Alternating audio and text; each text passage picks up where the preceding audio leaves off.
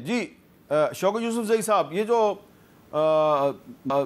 हमने कुछ नुकात उठाए हैं कि अखंड भारत जो है उसमें बीजेपी और आरएसएस जो है वो अफ़गानिस्तान को भी शामिल करना चाहती है, लेकिन अफ़गान तालिबान इस मामले पे ख़ामोश हैं। इसी तरह जो आरएसएस है उसके सरबराह मोहन भगवत साहब कहते हैं कि हिंदुस्तान में जितने भी मुसलमान हैं दरअसल हिंदू हैं, मतलब ये है वो उनका मज़हब तब्दील करना चाहते हैं। इस पर भी अफ़गान तालिबान ख़ामोश हैं। और हम हैं कि हमने गौरी, गजनवी और अब्दाली जो है उनको अपना हीरो बनाया हुआ है, तो ये कोई यकतरफा ट्रैफिक नहीं चल रही? देखिए, मेरे ख़्याल से ये जो इन्होंने बात की ना, ये मुस्लिम हीरोज़ जो होते थे ना, ये उस ज़माने की बात है, उनको प्रमोट किया गया है। ये इस वजह से नहीं किया गया कि इनका ताल्लुक़ अफ़गानिस्तान के साथ है। जितने भी मुस्लिम हीरोज़ थे तो वो उनको उनकी वजह से, चूँकि हम तो इस्लाम के वैसे भी दावेदार तो हम ही हैं, पाकिस्तान ही है ना, सबसे बड़ा इस्लाम का किला हम मानते हैं कि पाकिस्तान है, तो उस हवाले से रखे गए थे। लेकिन ये कि अब नज़रसानी करनी चाहिए, बिल्कुल करनी चाहिए। अपने जो नए जो भी आप बनाए, अब जो बने वो तो बने, आप उसको वापस लेंगे, एक नया पेंडोरा बॉक्स को लेगा।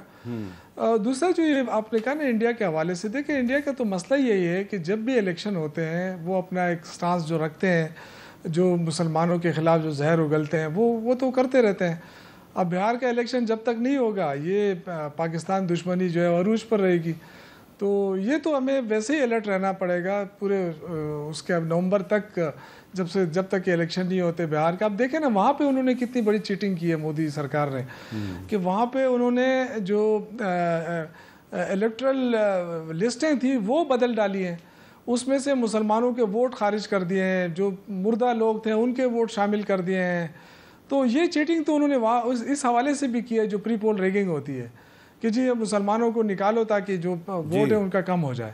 अच्छा। तो बिहार में तो आपको पता है मुसलमान ज़्यादा अक्सरियत में है, लेकिन बहरहाल वो इलेक्शन जीतने के लिए जो भी तरीके इस्तेमाल करते हैं, उसमें एक तरीका ये है कि पाकिस्तान दुश्मनी जो है वो सामने रख के की जाए, और उससे वो उनकी जो है वोट ने वो तरीका जो है अपनाया उन्होंने, वो उस पर अक्सर कामयाब भी हो जाते हैं कि जी पाकिस्तान की दुश्मनी बनाओ और वोट हासिल करो। शायद इस मरतबा, लेकिन उससे मेरे ख्याल से अब इंडिया में भी ये चीज़ें, इंडिया के लोगों में भी ये चीज़ें अब आ रही हैं कि मोदी जो है उससे ये जो चीज़ें कर रहा है, क्योंकि लोग अब इस चीज़ को नहीं मानते हैं।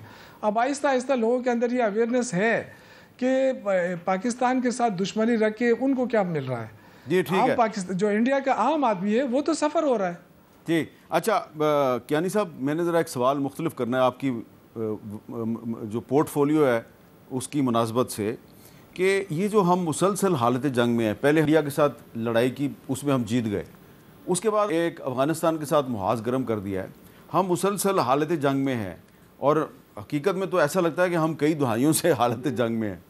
ये मुसलसल किसी मुल्क का हालत जंग में रहना उस मुल्क की इकॉनमी के लिए अच्छा होता है? ये सवाल मैंने इसलिए किया है कि अभी एक रैंकिंग आई है नई पासपोर्ट्स के हवाले से, तो टॉप पे सिंगापुर है, ठीक है जी, और 193 कंट्रीज़ की रैंकिंग है, और इंडिया जो है वो उसका नंबर है जी 85, और बांग्लादेश जो है उसका नंबर है जी 100, पाकिस्तान का नंबर है 103 और अफ़गानिस्तान का नंबर है 106।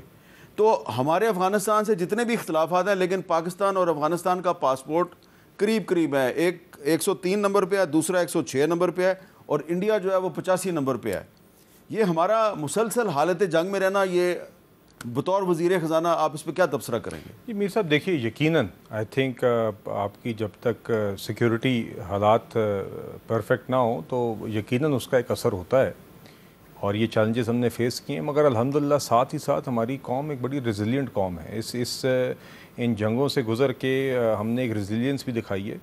और देखिए आपने पिछले साल डेढ़ में देखें तो मईशत के हवाले से आपने देखा कि जो हमें अल्लाह ताला ने जंग में फ़तह दी, उसके अलावा जिस तरह हमने डिप्लोमेटिकली अपने आप को कंडक्ट किया, ये जंगें हमारी जारी, और इंशाल्लाह जिस तरह हमने ईस्टर्न बॉर्डर पे दिफा किया, वेस्टर्न पे भी हम करेंगे, और ये हमारा यकीन भी है बिल्कुल। मगर उसके अंदर हमने अपना हिस्सा डाल के ये जंग अंदर जो हमारा IMF के साथ जो एग्रीमेंट हुआ है, तो इसके बाद तो लगता है कि बहुत ज़्यादा हमने शर्तें मानी हैं, और पब्लिक पे बड़ा प्रेशर आने वाला है। नहीं मीर साहब, कोई ऐसी मीर साहब इस पे मैं एक 2 सेकंड लूंगा। एक मिनट जरा इनकी बात कंप्लीट हो जाए फिर मैं आता हूँ। नहीं, ये तो एक प्रोग्राम जो ऑलरेडी तय है, उसकी प्रोग्रेस का एक रिव्यू हुआ, सेकंड रिव्यू हुआ, उसके बाद एक स्टाफ लेवल एग्रीमेंट का ऐलान हुआ। उसके अंदर उन्होंने फिर यही बताया IMF ने कि हम जो जिस तरह की प्रोग्रेस जो हमने एक बेंचमार्क्स किए थे उसका एक तफसीली मुआयना लेके अब ये एग्री हुआ है कि ये रिव्यू पास हो गया, इसलिए स्टाफ लेवल एग्रीमेंट हुई, जो खुशाइंद बात है। पिछले साल डेट के अंदर आपने देखा है कि मईशत एक स्टेबलाइजेशन के सफ़र से गुजरी और बैन अवी इदारे, सिर्फ IMF नहीं, रेटिंग्स एजेंसीज हैं और लोग हैं, उन्होंने इसके अंदर ये माना है कि आपने प्रोसीड किया, यहाँ से आगे भी मराहिल हैं,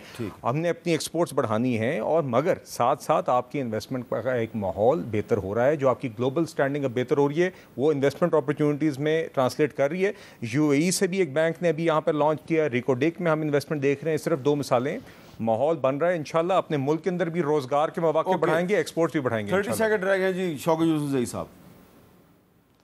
मैं ये कहना चाहता हूँ कि देखिए, सिर्फ ये वजह नहीं है कि हम जंगों में रहें इसलिए हमारे पासपोर्ट की वैल्यू इस तरह बनी है। देखिए, हमारी माशी पॉलिसियाँ आप देखें ना, जब से ये आए हैं कौन सी तरक्की हमने की है माशी तौर पे। कोई एक आधा बता दें हमें।